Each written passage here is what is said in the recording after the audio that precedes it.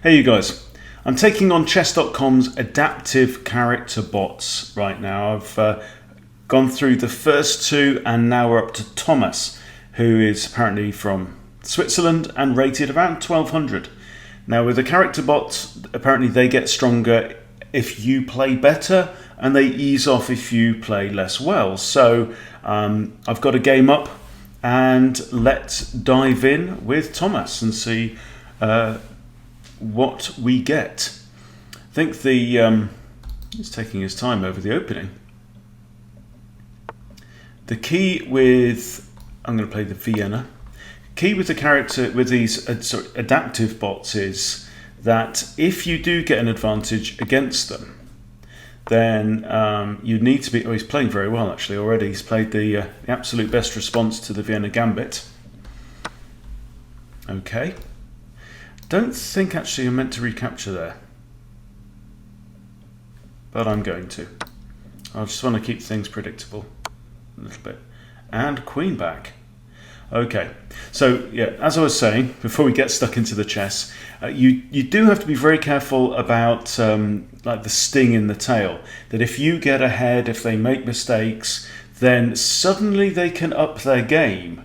And if you're feeling confident, like, oh, this player's playing really badly, I'm going to walk this, I just need to focus on finishing off my attack and checkmating them, you can get a nasty surprise, as I did in my first game against the Nisha bot. So I think knight here. So I'm already up a knight. This is quite remarkable. Okay. So knight to f3 attacks the queen and defends his pawn, which I like. And now I think d4 hits the queen one more time, as the song goes. The modern classic. Now let's play bishop d3. So Tomas is actually letting me keep developing my pieces and kicking this queen all over the park. I could even play bishop to f5 now, hit the queen again. I've even got knight to g6 and hit the queen again. But I'm kind of feeling like maybe I should get my king castled at this point. So I'm going to castle short. This is quite something you quite often do with a Vienna game, or Vienna Gambit, when the f-pawn is off the board. So we have this kind of semi-open f-file already. So by castling short now, I can do something you quite often achieve when you castle queenside and put my rook straight onto a semi-open file. Alright, so what have we got now? Now it makes more sense to play that and open up the f-file a little bit. Pushes my knight into black's territory, or do I want to develop this final bishop? I feel like I've got a nice lead already and I want to capitalise on that lead. So, if I play my knight there, where's the queen going to go? Alright, queen can't go there, can't go there. So that's out, queen will be under attack. So the queen's going to have to go to one of these three squares, which is pretty much going back home. Let's have a go at that. So, in fact, the queen can't go. Oh, hello. That's interesting. Right, we've got a proposed exchange of queens and I'm going to accept. And the reason I'm going to accept is because A, I'm up in material, I'm a piece up, and B, that pawn is defended only by the king, so it's another free pawn. And I'm hitting this rook, the rook's going to have to slide sideways, and things are looking good. However, what do we do when things are looking good? When we're playing the adaptive bots, we chill out and we slow down and we play with care and caution. I've got bishop to here, the knight's pinned, that knight's protected. I'm just going to simplify. I don't want to complicate things with this bot. I'm expecting trouble at some point. Okay, do I want to give up my light squared bishop for that knight? I don't know. I don't mind trading light squared bishops, that might be okay. But I think, I've got this nice pawn chain on the dark squares here. And so I'm thinking I might want to hang on to that light square bishop because it's quite mobile. Okay, I'm going to bring my knight back to safety. And I just want to double down. I want to... I'm thinking if I can get knight there, attacks the rook. And also attacks this pawn, but then the rook can just go there or there and defend the pawn, so not much point in that. And it wouldn't be a chess bootcamp video without loads of cockerel noise. We've got 5 cockerels at the moment, we need to get rid of some. Okay, right, so he's grabbed a pawn back. That's fair enough. Okay, let's check the king with a rook. Okay, and now I've got knight f5, hitting the bishop, which is pinned, and also the rook. So I can now grab the bishop, swap that off, and now I'm going to trade rooks as well.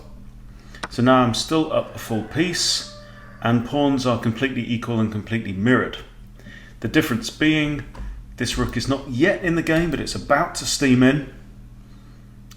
And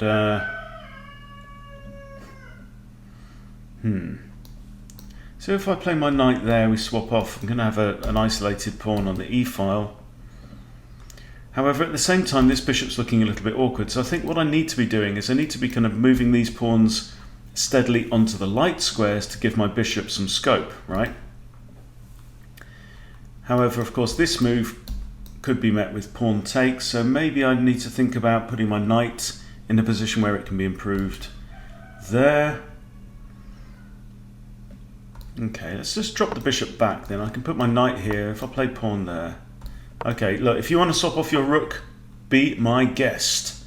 Okay, this is fine. So he's pinned his own knight effectively now. Not too bad. Okay, so now I can bring my bishop out. So my bishop's now outside of that pawn chain. This is fine. I can grab the pawn. I'm now attacking that pawn and the rook. And weirdly, it actually feels like Tomas is no stronger than Nisha was. Nisha caused me some headaches. Alright, so the king's kind of attacking the bishop, but hey, if that pawn moves down, I can still move around here. This pawn and this bishop now in that setup are kind of immovable objects, so I don't mind if this pawn wants to take now. I can then recapture with my knight, and now look, my knight is looking at this. Wow, wow, wow, wow. Tomas, what you doing, pal? Okay, this is not the game I was expecting. This is not what I was expecting at all. Okay, now what we do is we put a rook on f4. That means that this king is now quarantined in this side of the board, in this corner. Okay, now the king could come here and attack my rook, so to prevent that, I'm going to play g3 and give the rook a defender.